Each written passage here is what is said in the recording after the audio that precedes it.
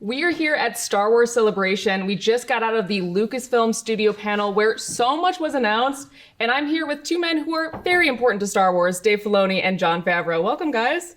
Hello. Hello. Yeah, and I want to address the big news of the day for you, Dave. You're directing a movie. So why did you? Yeah, apparently. Why did you decide it was time to take on a feature? I think the story just escalated to the point where John and I were talking about it, and we've had a plan for a while, and I think that I've learned so much, and it's something that I'm very eager to try. I've really enjoyed working in live action, and teamed up with John and Kathy. It's such a great place to hone your skills, and it just seems like the next logical step. The story also, I think, is, like I said, grown to a point that we want to expand a bit and do a little bit of a bigger thing than we've been doing on our streaming shows. And it just presents a different structure than episodic series, making a film. So I'm looking forward to the challenge of it, and still partnered with this guy. So it's going to be hopefully the same brand of excitement that people are used to from what we've been making. Mm-hmm. Yeah, and we actually talked to Kathy earlier, and she said, something about, this has been in the making for you for 6 or 7 years. Yeah.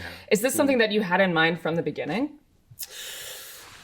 I think in certain ways, yes, but it's definitely developed out of the stories we've been doing. We knew the story would culminate. You have little culminations that come with each season. Mm-hmm. You have characters and things that thread in and out. But eventually now, especially with multiple seasons, multiple series happening in the same time frame, and you're dealing with characters, especially on Ahsoka, where the Mandalorian, you're seeing it kind of from a ground level perspective, and if you're catching glimpses of characters or things that are happening in the galaxy, you're kind of seeing it through the eyes of somebody who doesn't really have a lot of context. Mm-hmm. But in the case of Ahsoka is a character who's been around long before her appearance on the Mandalorian. Mm-hmm.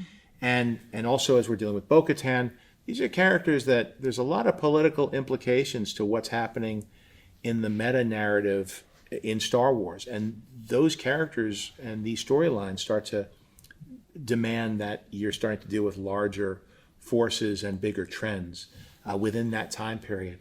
So at a certain point, the rubber's going to hit the road in many ways. And the fact that now audiences will accept a permeability between media, which I think has been, as you see with the Star Wars films and with the Marvel films, like there's a lot of audiences are very sophisticated now, and if they're invested in the characters and the stories, you can tell types of stories in one medium that you can't with the other.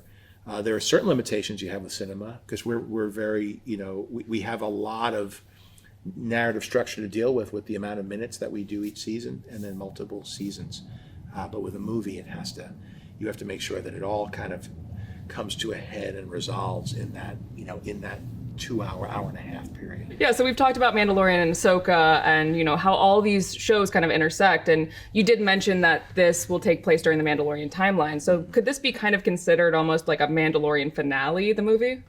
I don't know if I'd call it that as such. I think of the time period now as the New Republic time period. And it's something that has existed long before we were ever making The Mandalorian. The idea that after Return of the Jedi, there was a new republic and that the heroes still had to defend that republic from, the remnant empire is a very old idea that we brought into the first season of Mandalorian because it's what was always there. So as we've gone along, I keep a very large diagram whiteboard timeline of all the things. And as we build story, I showed John, I'm like, if we do this, it's almost like a crime scene. Mm-hmm. We could lead to this, and then that could mean we could do this. And he said, well, what about this? I'm like, yes, well, let's put that up there. And so a lot of times I've been posted so we can move them and keep it movable. Because we have to keep checking in between our shows, too, as I'm watching and we're looking at scripts. Sometimes it's not as obvious in the script until you start to see it, and then the writing process always continues all the way till you're done. Yeah. Delivered, because you always have insights that the story tells you. And so, as we're laying the stuff out, because then we have what exists in canon, and we also have stuff we love to pull in from extended universe, legends. Mm-hmm.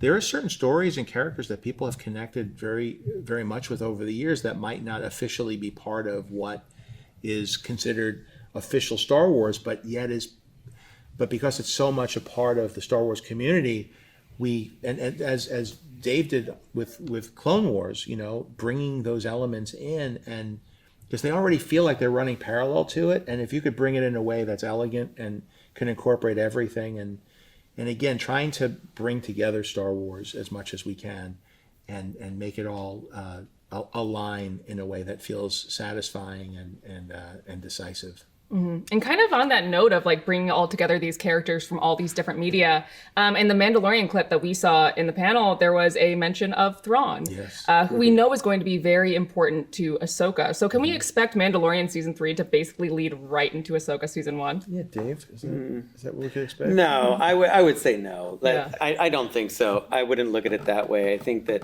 as much as these shows are tangential to one another and in the same time period, I think it's important that you can watch them of their own, but they build if you know. So in the same way that if you've seen the episode The Jedi and Mandalorian, then Ahsoka's going to you're going to get a little bonus, like, oh, I understand what's going on from the get-go.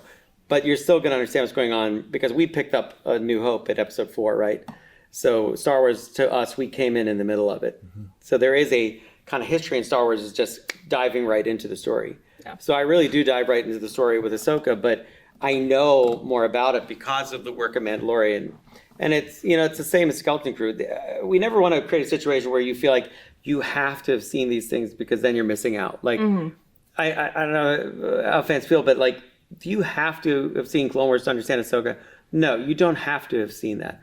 Does it help? Will you know more and understand more? Sure. But it's not, if you haven't checked out, but you can, thanks to Disney Plus, it's right there. Well, that's the other thing, isn't it? It's a different world now. It's interesting how it changes, and by the way, user-generated content where they're putting up their, because I know when I watch a show, sometimes especially if a show hasn't been on for a year or more, I'll watch recaps. There are certain YouTubers that I'll watch who will kind of walk me through it, in addition to content that's being put out by the networks or the studios that are doing it too. So I think the audiences are tremendously sophisticated now, but I think what Dave's saying is important, is you should be able to just drop in, watch something. If I'm there with somebody who's never watched before and they just want to watch this series, we make sure that they can get it. But I think that there's always a sense that if I knew more, I would understand the context of that. And then we also have what happened previously on the shows too, which helps kind of contextualize what you're going to see. But I think, again, there are people who've been involved with Star Wars for so many decades, and you want them to benefit in the experience. You want to acknowledge what they've done and make it that if you've put that time in, that we're gonna respect that. Yeah, and it's neat because now, hopefully if you like any one of these shows, you go, oh, this is relevant to that, and you get to enjoy more. Because I know when I was a kid, if Clone Wars existed, when I saw New Hope, I'd have gone right and watched that because Obi-Wan Kenobi talks about it. And I was like, Dad, what is this? Why are you showing me episode 4? Where's 1, 2, and 3? And he's like, there isn't 1, 2, and 3. I'm like, that doesn't make any sense, Dad. And so now we live in a world where those kids can get those answers immediately. And they come in through different, we assume everybody saw the original trilogy first, but that's not the case anymore. A lot of people watch Clone Wars first. A lot of people watch, the prequels. It depends where you grew up. It's like music. And so it all has to line up, and ideally it's working for each of those different groups of audience members. Something for everyone. Something for everybody. Yeah. It's funny that you mentioned the previously on, because I've noticed those are so tailored to like the episode you're about to see, which I think is interesting. Yeah. But that's something we've inherited. I mean, I learned a lot, like Game of Thrones. It would be so, because they had so many storylines, Yeah. And so you would kind of, you want, it also creates an expectation around it. Like you start to anticipate, oh, who is this? What is this? And then sometimes it fulfills it. Sometimes it just goes a whole completely different direction. And I love that about that show, that I never knew what to expect. Yeah, and I kind of want to talk about more about that kind of interconnectivity. In the Book of Boba Fett, you had Din and Grogu make their big reunion in that show. So that was kind of a bold move at the time. Do you think, in hindsight, do you think that's something you might do more of? I think it was a very particular set of circumstances there where we were not on the air for 2 years. And that amount of time we wanted that amount of time to pass in the show, basically, give or take. And And you also had the central dynamic of the show with those two characters, and that either of them alone were not going to be fulfilled. And so we got to play that out as a chapter in that book, and then we're able to come back into a dynamic where they could be rejoined together, which would allow for the storytelling. I don't know how I would have been able to tell stories without those characters, having separate storylines for the two of them over a long time, showing both of them were not flourishing, that they were both in this imbalanced state. Because although it's interesting to watch the two of them alone, you definitely got the sense that they weren't doing as well as they could have been, that they were not, that this was not their destiny.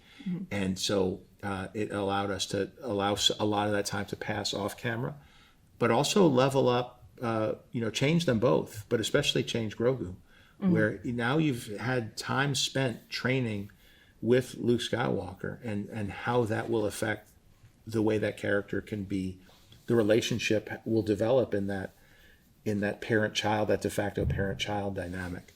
It offered a lot of opportunity to not just keep repeating the same stories, and then also as things evolved in the galaxy around them.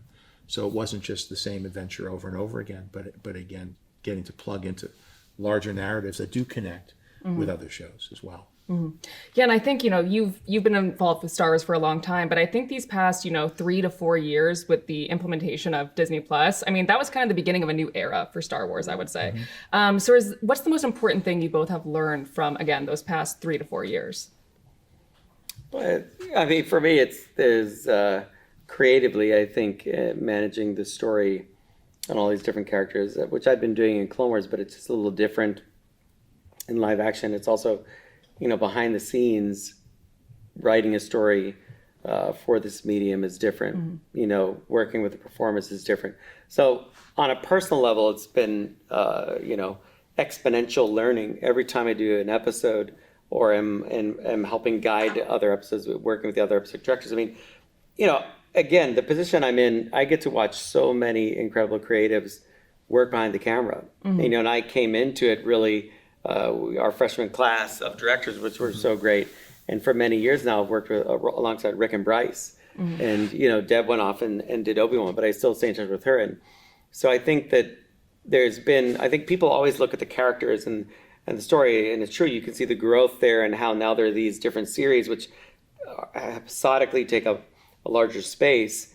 But we have so many more creatives now that are getting educated and experience on working in the galaxy far, far away. And I think that speaks very well to the future of everything we're doing. And you kind of see an outcome of that today where, look at the creative lineup we have, not just the stories they're telling, but like Leslie and then I've talked with her and her love of Star Wars, which is so exciting.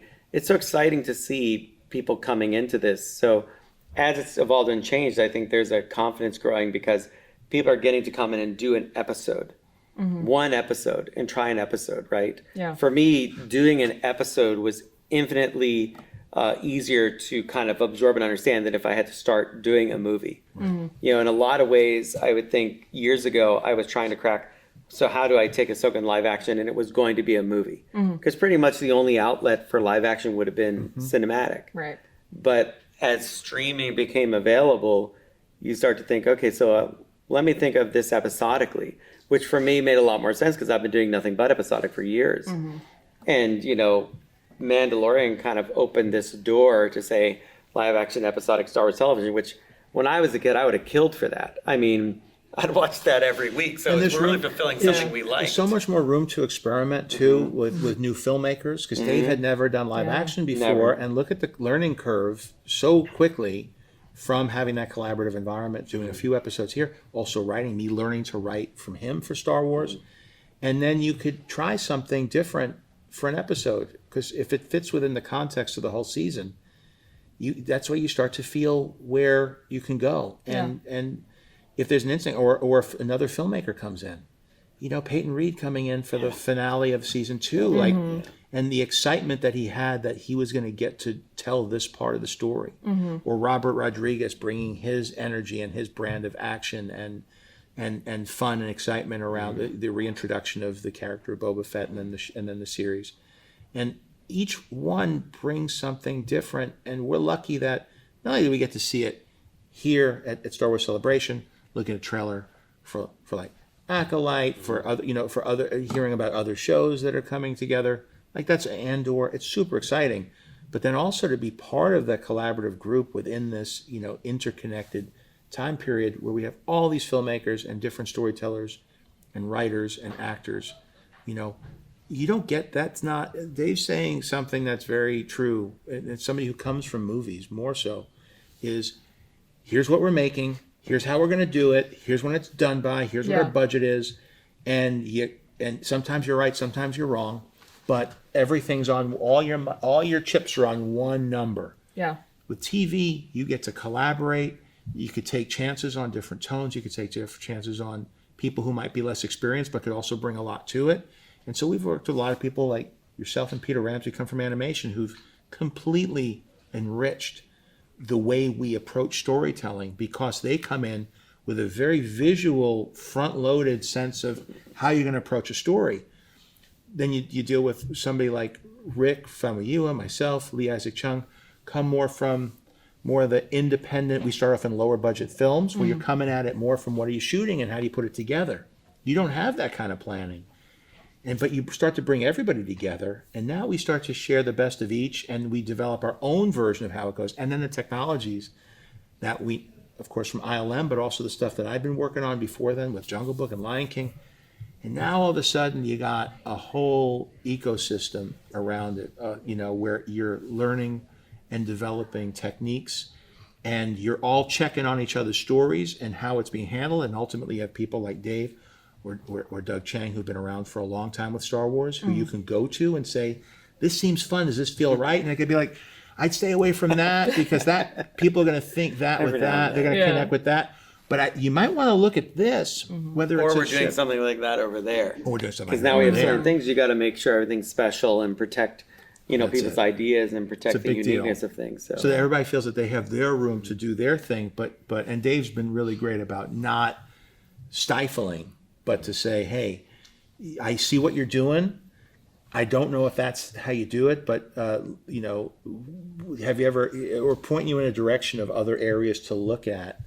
Or I remember, it's about ships too. I remember a ship from a video game or from like a role play. No, it'll be like there's something from there, and that's a pretty cool one, and also what the relationship of the fans are with the stuff from all of those extended universe materials, and to the point that we had the Hasbro Stormtrooper transport at the end of season 1. I know. That was a toy. Imperial Troop Transport. The troop transport. It was never Great toy. It was a great toy that was sounds. never something from the film, but it was just made. It was up. in my mind. Yeah. And we And made yours, it. We brought it yeah. in, and cool. those are the fun things we like to do, and we can do. And a lot of it's because it's a streaming show. We could try things here and there and experiment a lot. Yeah.